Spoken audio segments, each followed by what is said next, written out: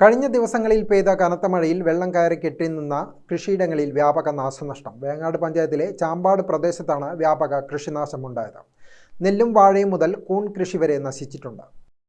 ആദ്യം 3 ദിവസങ്ങളിലും പിന്നീട് 4 ദിവസങ്ങളിലുമായി 7 നാൾ കെട്ടിനിന്ന വെള്ളമാണ് വ്യാപകമായി കൃഷി നശിപ്പിച്ചത്.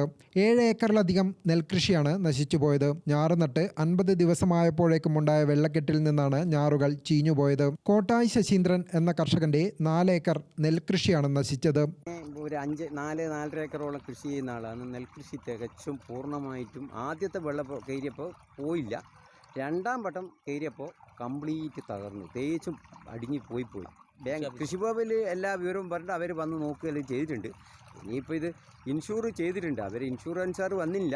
അവരെന്താണെന്ന് അറിയില്ല. അതിൻ്റെ കാര്യം തേച്ചും ഇൻഷൂർ ചെയ്യാൻ പറ്റിയില്ല. കുറച്ച് മാത്രമേ ചെയ്തിട്ടുള്ളൂ.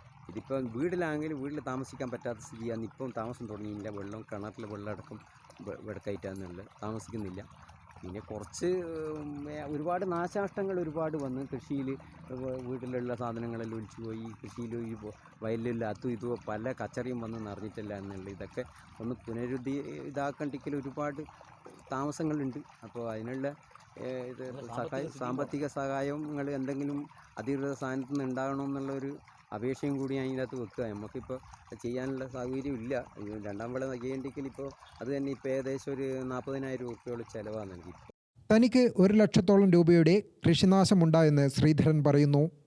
വീട്ടിൽ വെള്ളം കെട്ടിനിന്ന് ടിവിയും ഫ്രിഡ്ജും ഉൾപ്പെടെ വീട്ടുപകരണങ്ങളും നശിച്ചിട്ടുണ്ട്. കോട്ടായി ശ്രീധരൻ്റേത് കൂടാതെ K Ajayakumar, Mullora Narayani, K Sarada, P Vijayan, P Yashoda, Cheleri Satheesan, M Rama, Kottayi Raveendran എന്നിവരുടെ നെൽകൃഷിയും നശിച്ചിട്ടുണ്ട്. പ്രദേശത്ത് 3000-ഓളം വാഴകളാണ് നശിച്ചിട്ടുള്ളത്. M Azeez, K V Babu, P P Rameshan, Padannakandi Govindan എന്നിവരുടെ വാഴക്കൃഷിയാണ് നശിച്ചത്. വാഴക്കൃഷിക്കാർക്ക് വൻ നഷ്ടമാണ് സംഭവിച്ചതെന്ന് കെ വി ബാബു പറഞ്ഞു. വാഴ എന്ന് പറയുന്നത് ഏകദേശം ഇപ്പോൾ നമ്മൾ സെപ്റ്റംബർ മാസം കൊത്തേണ്ട കൊലയുള്ള വാഴയാണ് മിക്കവാറും. അപ്പോൾ അതുകൊണ്ട് തന്നെ ഇപ്പം വെള്ളം കയറിയതിൻ്റെ ശേഷം കൊല കംപ്ലീറ്റ് നിങ്ങൾ കാണുന്നുണ്ടാവും. ഇത് കൊലേൻ്റെയും മേലെയാണ് വെള്ളം കയറ്റിയിട്ടുള്ളത്. എല്ലാ കൊലയും നശിച്ചിട്ടുണ്ട്. എല്ലാ വാഴയെല്ലാം നിലത്ത് കാണും നോക്കിയാൽ.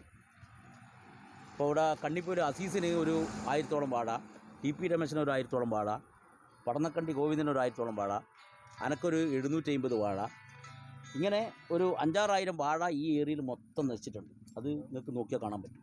അതുകൂടാണ്ട് ഒരു കണ്ടം മരക്കിഴങ്ങ് അസീസിൻ്റെ ഇവൻ്റെ.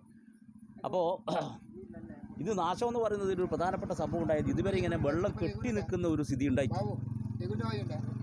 അപ്പോൾ ഈ വെള്ളം കെട്ടിയിരിക്കുന്നതിൻ്റെ ഒരു പ്രധാനപ്പെട്ട കാരണം സ്വകാര്യ വ്യക്തി മണ്ണിട്ടിട്ട് നിർത്തിയിട്ട് ഒരു പറമ്പിലേക്ക് റോഡാക്കി. അത് കൽവർട്ടില്ല, ഒരു ചെറിയ ഇത്രയുള്ള കൽവർട്ടുള്ള, മറ്റ് വെള്ളം ഒഴിഞ്ഞു പോകാനുള്ള ഒരു കൽവർട്ട് ആ കല്ലിക്കുന്ന റോഡിലുണ്ടെങ്കിലും ഇപ്പോൾ ഈ റോഡ് മണ്ണിട്ട് നിർത്തിയതിന് ശേഷം വെള്ളം കെട്ടി നിന്നിട്ടാണ് ഇത്രയും നശിക്കാൻ കാരണം. അപ്പോൾ അതിന് മര്യാദയ്ക്ക് ഒരു കൽവർട്ടില്ല.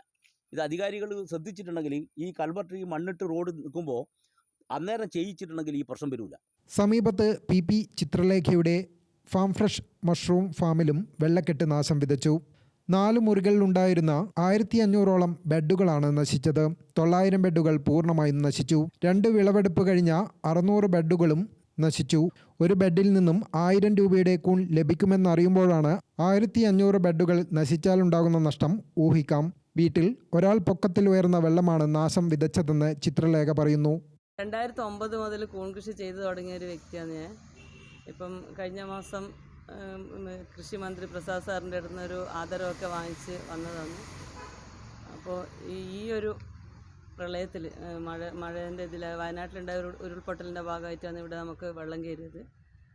ഒരാഴ്ച ഇടവിട്ട് 2 പ്രാവശ്യം വെള്ളം കയറിയത്. ഇപ്പോൾ രണ്ടാമത്തെ വെള്ളം കയറിയത് കംപ്ലീറ്റ് എൻ്റെ കൂൺ കൃഷി മൊത്തം എല്ലാം പോയി. ഇപ്പം ഈ ഒരു വീട്ടിൻ്റെ റൂമിൽ എല്ലാ റൂമിലും കൂൺ കൃഷിയായിരുന്നു.